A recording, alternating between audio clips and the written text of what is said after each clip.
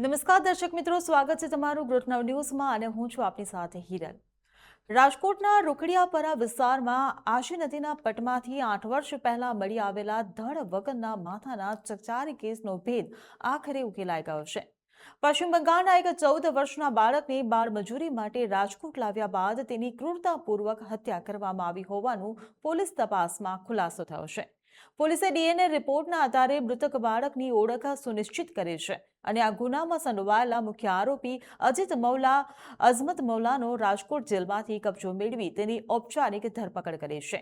શું હતો સમગ્ર મામલો, જોઈએ આ વિસ્તૃત અહેવાલમાં। વર્ષ 2018માં આજી નદીમાંથી માત્ર કપાયેલું માથું મળી આવતા પોલીસે મૃતકની ઓળખ કરવાના અનેક પ્રયાસો કર્યા હતા, પરંતુ લાંબા સમય સુધી આ રહસ્ય અકબંધ રહ્યું હતું। જો કે વર્ષ 2025માં રાજકોટ એસઓજી પોલીસે સોની બજારમાં બાળમજૂરી અંગે પડેલા એક દરોડા દરમિયાન આરોપી અજીત મૌલાના સકંજામાંથી પશ્ચિમ બંગાળના 20 જેટલા બાળમજૂરોને મુક્ત કરાવ્યા હતા। આ બાળકોને જ્યારે તેમના પરિવારોને પરત સોંપવામાં આવ્યા ત્યારે એક પરિવારે તેમનું એક બાળક અગાઉથી ગુમ હોવાની જાણ કરી હતી। આ બાબતે પોલીસ પૂછપરછ દરમિયાન આરોપી અજીત મૌલાએ કબૂલાત કરી હતી કે પશ્ચિમ બંગાળથી મજૂરી માટે લાવેલા એ બાળકની તેણે હત્યા કરી માથું આજી નદીમાં ફેંકી દીધું હતું। 2018માં એક નાના બાળકનું માથું મળ્યું હતું નદીમાં, ધડ વગર હતું। 8 વર્ષ સુધી પોલીસ જવાનો સતત મહેનત કરતા રહ્યા અને 2025માં અમને પહેલી લીડ મળી કે એક જે એસઓજીની ટીમ છે, જ્યારે એક જગ્યા રેડ કરવા ગઈ એમને ઇન્ફોર્મેશન મળી હતી કે એક લેબર કોન્ટ્રાક્ટર છે એ નાના બાળકોને બાંગ્લાદેશ અને વેસ્ટ બેંગોલથી લઈ અહીંયા ચાંદી બજારમાં એમના પાસે મહેનત કરાવે છે, બાળમજૂરી કરાવે છે। જ્યારે એસઓજી અને એસટીયુ અને ક્રાઇમ ટીમ ગઈ ત્યારે એમને એક આરોપી મળ્યો, એમનું નામ અજીત મૌલા અજમત મૌલા હતું।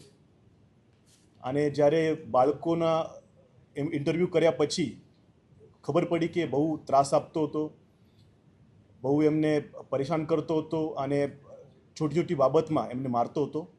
એમની એમો એ હતી અજીત મૌલા અજમત મૌલાની, એ બેંગોળમાંથી એમના પેરેન્ટ્સને કહી 8,000 રૂપિયા, ફક્ત 8,000 રૂપિયા આપી બાળકોને અહીંયા લઈ આવતો હતો અને એમને બહુ મહેનત કરાવતો હતો, ત્રાસ કરાવતો હતો અને બાળમજૂરી કરાવતો હતો। એના સાથે સાથે એ છોકરો ભાગી ન જાય એ માટે એને વિવિધ પ્રકારના ત્રાસ આપવામાં આવતા હતા અજીત મૌલા દ્વારે। અને જ્યારે ઇન્વેસ્ટિગેશન કર્યું અને કડક પૂછપરછ કરી ત્યારે અજીત મૌલાએ કન્ફેસ કર્યું હતું કે હું એક છોકરાનું મર્ડર કરી નાખ્યું છે, પણ મર્ડર ક્યાં કર્યું, કેવી રીતે કર્યું એ કબૂલતો નહોતો। રાજકોટના જોઈન્ટ ક્રાઇમ કમિશનર ચૈતન્ય માંડલિકે જણાવ્યું કે ક્રાઇમ બ્રાન્ચે દેશના અલગ અલગ રાજ્યોમાંથી ગુમ થયેલા અંદાજિત 35 જેટલા બાળકોની વિગતો ચકાસી હતી। વર્ષ 2018માં મળેલા માથાને આધારે એક સ્કેચ તૈયાર કરવામાં આવ્યો હતો, જે પશ્ચિમ બંગાળના પરિવારના ગુમ થયેલા બાળકના ફોટા સાથે મળતો આવતો હતો। શંકા દ્રઢ થતા વર્ષ 2018માં સાચવી રાખવામાં આવેલા ડીએનએ સેમ્પલ અને બાળકના માતા પિતાના સેમ્પલ મેળવીને એફએસએલમાં એડવાન્સ ટેકનોલોજી દ્વારા મેચિંગ પ્રક્રિયા હાથ ધરવામાં આવી હતી। આશરે 6 મહિનાની રાહ જોયા બાદ એનડીએ રિપોર્ટ પોઝિટિવ આવતા હત્યાનો આ ભેદ ઉકેલાયો હતો। પણ ક્રાઇમ બ્રાન્ચ, એસઓજી અને એસટીયુની ટીમે સખત મહેનત કરી, લગભગ 30થી 35 રાજ્યોના સીઆઈડી ક્રાઇમના મદદથી જે પણ 7 થી 15 વર્ષના બાળકો છે એમના ડેટા એમને ભેગા કર્યા। એ ભેગા ડેટામાંથી કોણ આ બાળક હોઈ શકે અને એમાંથી મિસિંગમાંથી કોણ મળી ગયું છે, કોણ પરત આવેલ નથી, એ ડેટા ચકાસ્યા। એ ઉપરાંત એમને જે ક્રેનિયલ સુપર ઇમ્પોઝિશન છે, જે ફેસ રિકન્સ્ટ્રક્શન એમને કહે છે, એ ટેકનોલોજીનો યુઝ કરી એને ફ્રેશ જે ચહેરા છે એને રિકન્સ્ટ્રક્શન કરવામાં આવ્યું અને એને ફેશિયલ રેકગ્નિશન ટેકનિકથી સરખામણી કરવામાં આવી। ત્યારે લગભગ અમને ખબર પડી ગઈ હતી 2026ના શરૂઆતમાં કે જે છોકરો, જે બોડી મળી હતી 2018માં, એ જ છોકરો એ ગુમ થયેલો છોકરો છે, બેંગોલમાંથી આવ્યો હતો અને લગભગ જે 20 છોકરાઓ આવ્યા હતા બેંગોલથી, એમાંથી એક છોકરો મિસિંગ હતો, એ જ એની જ બોડી હશે એવું અમને પાક્કું ખબર પડી ગઈ હતી। પછી 2018માં જે સેમ્પલ લીધા હતા એમાંથી જે ડીએનએ એક્સટ્રેક્શન હતું એ બહુ ડિફિકલ્ટ હતું, પણ એફએસએલ ટીમનું હું વિશેષ આભાર માનું છું, કેમ કે અમને જે એફબીઆઈ ટેકનોલોજી યુઝ કરે છે એ ટેકનોલોજી યુઝ કરીને ડીએનએ એક્સટ્રેક્શન કર્યું હતું અને ડીએનએ એક્સટ્રેક્શનમાંથી એ છોકરાનું એમના પેરેન્ટ્સ સાથે ડીએનએ મેચ થઈ ગયું હતું. તો એ ખબર પડી ગઈ હતી કે એ છોકરો જે મરી ગયું હતું એ બંગાળમાંથી આવ્યું હતું અને એક જે 20માંથી એક મિસિંગ છે એ છોકરો હતો. પોલીસ તપાસમાં સામે આવ્યું છે કે આરોપી અજીત મોલા રાજકોટની સોની બજારમાં માસૂમ બાળકો પાસે સોના ચાંદીના દાગીના બનાવવાની મજૂરી કરાવતો હતો.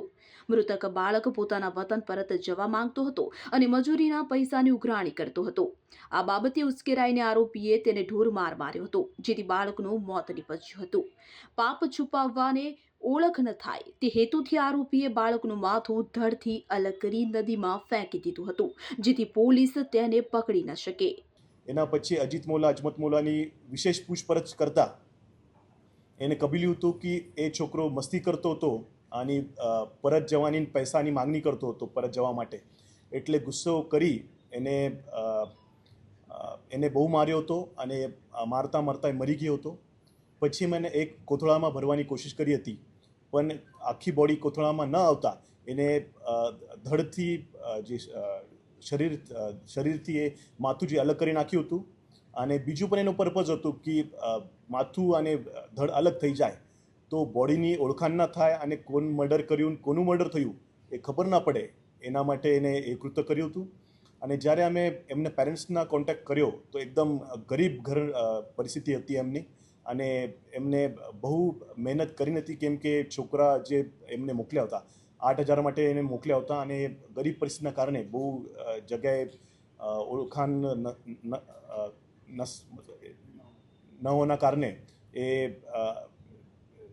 જેવી રીતે ટાઈમ જતો કે ભૂલી ગયા હતા. પણ રાજકોટ ક્રાઇમ બ્રાન્ચે 8 વર્ષ પછી એ ગુનાને ઉકેલ્યો છે અને હું Rajkot ACP crime, SOG team અને એચ2 ટીમ એને બહુ અભિનંદન આપું છું. અને 8 વર્ષ જૂનો ગુનો ડિટેક્ટ કર્યો એ બદલ બધી ટીમને અભિનંદન આપું છું.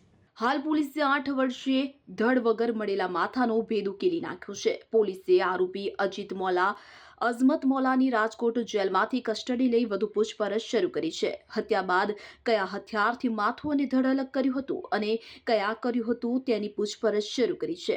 અગાઉ આરોપીએ આવા કેટલાય બાળકોને રાજકોટ લઈ આવ્યો હતો અને તે પૈકી કેટલા બાળકો સુરક્ષિત છે તેની પણ પોલીસ તપાસ કરશે. પોલીસ તપાસમાં આરોપી કેટલા નવા ખુલાસા કરે છે તે તો જોવું રહ્યું. અહેવાલમાં હાલ બસ આટલું જ. ફરી મળીશું નવા વિષય સાથે. ત્યાં સુધી જોતા રહો ગ્રોથ નાવ ન્યૂઝ. નમસ્કાર.